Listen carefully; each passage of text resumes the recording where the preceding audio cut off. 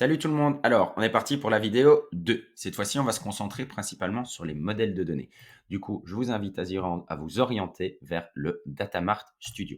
Le Datamart Studio, c'est une vision, je vais dire, du modèle de données que vous avez implémenté dans Actito et que vous avez alimenté par le biais de connecteurs, de notre API, du développeur portail ou tout simplement à la main. Comme je vous avais dit, dans le tronc central, on va retrouver les informations classiques sociodémographiques. Jonathan habite en Belgique avec mon consentement marketing, ma date de naissance, des informations assez standards que vous avez l'habitude de retrouver dans vos fameux fichiers Excel. Le deuxième niveau qui va déjà un petit cran plus loin, c'est que vous allez retrouver vos fameuses segmentations. On va penser dans le cadre d'un retail aux récenses, fréquences et valeurs monétaires, mais on peut penser à des groupes d'âge par exemple ou à des identifications uniques. Typiquement, est-ce qu'il fait partie du segment des parents? Donc ça, c'est vraiment la segmentation dans le sens business. Vous allez pouvoir créer des règles automatisées là-dessus qui vont vous permettre de mieux exploiter vos données et surtout de mieux délivrer des expériences très personnalisées à vos clients, à vos consommateurs. Vous allez également retrouver un petit peu d'informations techniques toujours très pratiques comme la dernière fois qu'il a été ouvert un email ou qu'il a été mis dans un ciblage typiquement, ou la dernière fois qu'il est passé sur votre site web. Donc, on essaye de vous donner accès déjà à un beau nombre de données allant de la sociodémo en passant par la segmentation et quelques éléments un peu plus techniques. Mais aujourd'hui, le marketing, c'est surtout de la personnalisation et vous avez beaucoup plus de données en votre possession que ce que vous pensez. Et puis, vous allez surtout créer énormément de données. C'est pour ça que vous voyez des petites tables mauves, comme on appelle ça chez nous. Et du coup, imaginez-vous, Jonathan, il a une relation avec une table qui est les enfants. Et du coup, c'est dynamique. Typiquement, dans mon cas, moi, j'ai un fils qui s'appelle Nolan Burman et on va retrouver ces informations là-dedans. Mais si je venais à avoir un deuxième enfant avec mon épouse, il se rajouterait dynamiquement dans cette table d'enfants. Ça, c'est un exemple. L'autre exemple, dans le cadre du e-commerce, les notions de panier abandonné, vont se retrouver dessus et vous allez de nouveau pouvoir exploiter cette donnée. Et on vous a mis plusieurs exemples ici qui vont aller de fameux événements. Pensez à des concerts, par exemple, ou les différents events que vous avez fait en B2B. Votre carte de fidélité peut se retrouver dedans. Les tickets de caisse avec l'information très granuelle de cela. Vos coupons, les sites que vous avez visités et peut-être les pages que vous avez visitées à travers des connecteurs. On peut penser à des Mixpanel, des Pendo, voir le Google Analytics directement aussi. Alors, vous allez me dire, c'est bien sympa, mais vous prenez toujours le côté non technique et c'est pour ça qu'on vous a mis créer des tables. Alors, de nouveau, là, contactez vos CSM, contactez-nous, nous, on sera ravis de vous aider, mais il y a plusieurs types de tables selon le business que vous voulez faire. Une table d'interaction, vous allez penser à des tickets de caisse, par exemple, à des commandes, à des paniers abandonnés, à des événements, et on vous met des petits exemples ici aussi de la structure que vous pouvez retrouver directement dedans. On sera ravi de plonger plus en détail sur ce modèle-là, mais du coup, voilà, vous avez déjà des modèles de type interaction. La donnée liée, on va plutôt penser à cette fameuse notion d'enfant ou des systèmes de parrainage. Pensez peut-être aussi aux animaux de famille ou encore une fois à des modèles plus retail comme le RFM, récence, fréquence et valeur monétaire.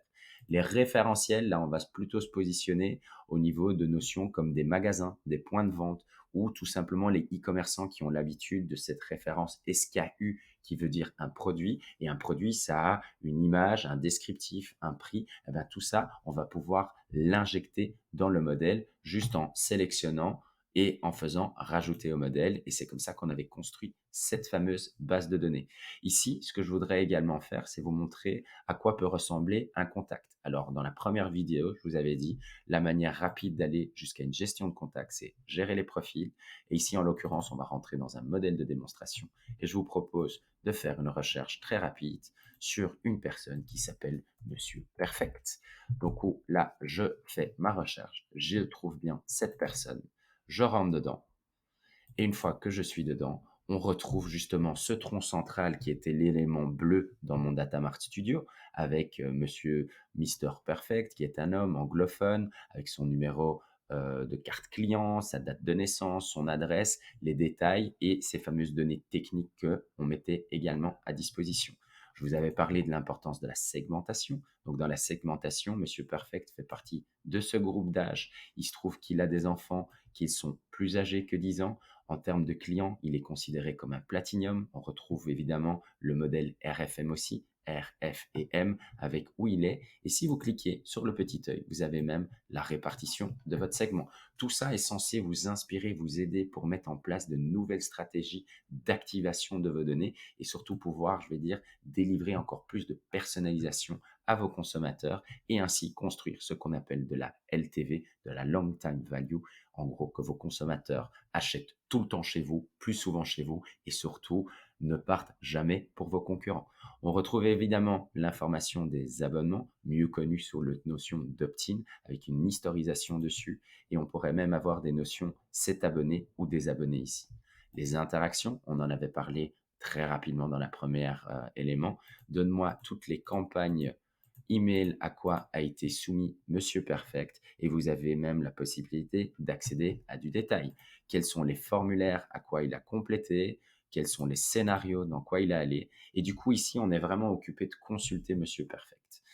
Vous rappeliez, on a parlé des fameuses tables mauves. Ben, les tables mauves, Monsieur Perfect, lui, n'a pas comme moi un fils, mais a un fils et une fille avec ces informations-là. Et vous retrouvez également les informations au niveau de sa carte de fidélité avec les points collectés, le moment où il les a collectés. Du coup, là, on est vraiment dans un modèle assez riche, comme on dit, relationnel. Et le plus important dans Actito, c'est de vous rendre acteur de votre donnée, que vous puissiez l'activer surtout d'une manière très simple. Du coup, je vais très vite aller dans un module qu'on appelle gérer les ciblages. Et c'est ici que vous allez pouvoir construire ce qu'on appelle techniquement des requêtes sur la base de données. Et ici, exemple, vidéo, démo. On va sélectionner notre fameuse base de données retail. Et ici, je vais pouvoir du coup exploiter ce fameux modèle de données qu'on a mis en place. L'exemple très simple étant, donne-moi tous les hommes, par exemple, est égal à homme. Là, je pourrais rajouter une segmentation. Et dans ma segmentation, qui font partie du groupe d'âge contient les profils pour le groupe d'âge 35-45 ans et qui auraient réagi à la scénarisation avec par exemple un welcome programme. Ici, je vais pouvoir calculer directement ou enregistrer ce module et du coup, je me retrouver ici avec un élément directement construit qui me permet d'avoir une information super précise. Et ce module-là, dans les différentes vidéos qu'on va construire, on va vous montrer comment vous allez pouvoir l'exploiter.